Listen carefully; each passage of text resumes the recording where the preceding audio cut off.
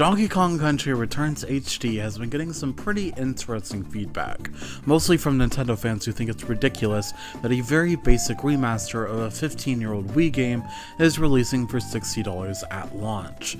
And despite the title of this video, I am not going to push back on that. Outside of the upgraded visuals and resolution, really nothing was added to make it worth the purchase if you already have the original Wii release or the port to Nintendo 3DS, which I don't think I'm alone in thinking is a much more impressive release. Donkey Kong Country Returns 3D was developed by Monster Games, who had previously worked with Nintendo on Excite Trucks, Excite Bots, and Excite Bike World Rally on the Wii, as well as Pilot Wings Resort and later on Xenoblade Chronicles 3D on the 3DS. And they did a really good job porting Returns to the handheld, including a new easy mode, a whole new world of levels, and it seems Retro themselves agreed with me because they contracted them to help co-develop the Wii U sequel, Tropical Freeze, which has its own rocky history on Nintendo Switch, which I'll get into in a second. Monster Games themselves doesn't really seem available to do anything with the ape anymore, as they were bought up by a motorsport game company and have really been only making NASCAR and other racing games since 2017. So because of that, Nintendo gave the development over to Forever Entertainment, which has actually been in the works for quite a while. Nintendo announced in 2021 that they had created a publishing deal with the company, and DKC Returns HD is the first fruit of this particular deal. So who are Forever Entertainment? Well, they were founded in 2010 and they started developing original titles, like the third entry in the Fear Effects series, the Sparkle series, the Timberman series, Binary Star Infinity, Green Hell, Rise Eternia, and possibly their most infamous game, Agony, which got a good amount of press but was blasted by critics on release. But eventually they got into the remaking game, which is kind of what put them on the map. They've specifically done Front Mission First and Second Remake, the House of the Dead Remake, Panzer Dragoon Remake, Night Slashers Remake, and while it's not a remake, the 6th entry in the Magical Drop series. These games are fairly hated on by the general gaming community, but I've always thought they were kind of unfairly judged. Sure, many of them are mediocre at best and incredibly unpolished, Panzer Dragoon especially since it needed several free updates to reach even a passable state, but I've had my fun with House of the Dead Remake and the first Front Mission Remake. My thought process with these titles is that it's kind of better than nothing. Sega wouldn't have touched Panzer Dragoon without the remake. Square wouldn't have touched Front Mission without Forever Entertainment. So I've always kind of appreciated these games even if they could definitely be far better. So since Forever Entertainment has had a rocky history with full-blown remakes, Nintendo giving them a basic remaster of a Wii game is on paper a great idea. But apparently the internet did not think so, because almost immediately after announcement, people began trashing how the game looked. But honestly, I never really agreed with that sentiment. I never thought it looked that bad, just fairly passable, and some of the bigger problems people had were most likely due to the game still being in development, and what do you know, in later trailers the game looked better than it did earlier, and by release I'd honestly say the game looks pretty good. Sure, there are some pretty notable exceptions, specifically with a lot of the water. I did notice several levels in the beach world with pretty ugly backgrounds, but it's still not that bad, just kinda disappointing, and I'd say the water actually looks pretty good in some places, like the first sunset level or this cave chase with the big bat. And there are other places that look quite nice, like the level with Squidicus. The model is nice and I really like how the water sheens off of him.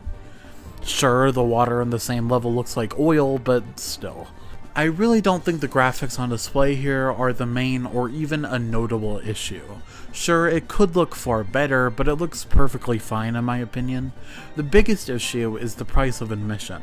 $60 for this is fairly ridiculous, especially considering how little work was done on this version. But this isn't the first time the Donkey Kong series has been overpriced, so let's quickly go over Tropical Freeze's Switch port. Tropical Freeze came over to the platform in 2018, and people's biggest issue with the release was how the game was priced at $50 at launch on Wii U, later discounted to $20, and then was re-released for $60 on Switch. And yeah, that's pretty awful.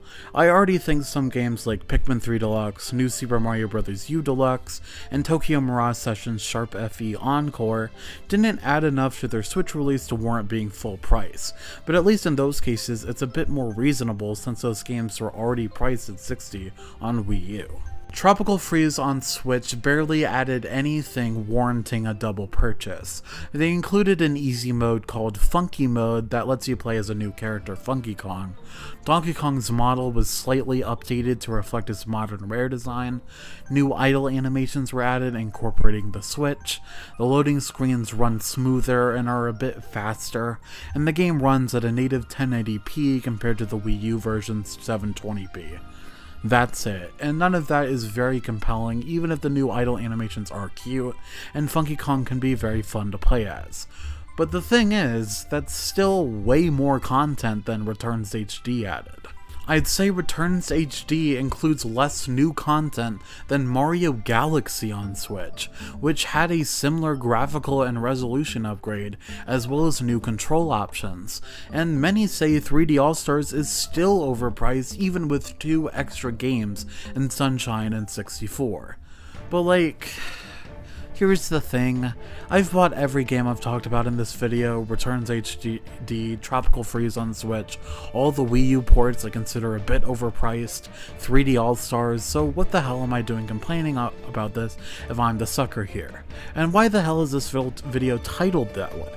Well, because even if I think these games aren't worth it as remasters or ports, they are worth it as games. If Returns was a brand new game releasing today, hell yeah, it'd be worth $60. Same with Pikmin 3, Tokyo Mirage Sessions, Tropical Freeze, maybe New Super Mario Bros. U, I'm not 100% sold on that one. These are all great games. With Returns HD specifically, so many people have a Switch but not a 3DS, or they sold their 3DS, or they just want to play on the TV. I'd say if you've never played the game, Returns HD is worth buying. It's an incredible game, and it's still an incredible game, even with this ho-hum remaster. And even if you have played it, Returns HD is the definitive version. The forced motion controls on Wii are obnoxious. I really do not like them at all. The 3DS version fixes this alongside adding new levels, but the game runs at 30 frames per second and looks much worse. The Switch version fixes both of these aspects, and if you're a psychopath, you can still play with motion controls if you want, which wasn't possible on the 3DS. Just these little things make me want to sing this game's praises, even if it should have been $40 maximum. And honestly, with this game, I'm pretty excited to see what future titles Forever Entertainment sees fit to remaster. Maybe some more 3DS games like Metroid Samus Returns or A Link Between Worlds. Maybe Yoshi's Woolly World, that game already looks phenomenal, it'd be hard for them to mess it up. Maybe some GameCube stuff like Star Fox Assault, which was rumored to get a remaster a while back. Please release more of them so I can continue to waste my money on them. Thank you for sticking around to the end. This was a shorter project so I can release something because I have 3 gargantuan videos in the works. One of them is the Mario Party 2 minigame ranking, which should be coming relatively soon, but after a video that's bound to be more than 2 hours long, that'll hopefully get out by the end of February. I'm sorry for not uploading on Forever Entertainment, but I hope you look forward to hearing me ramble about things in the future.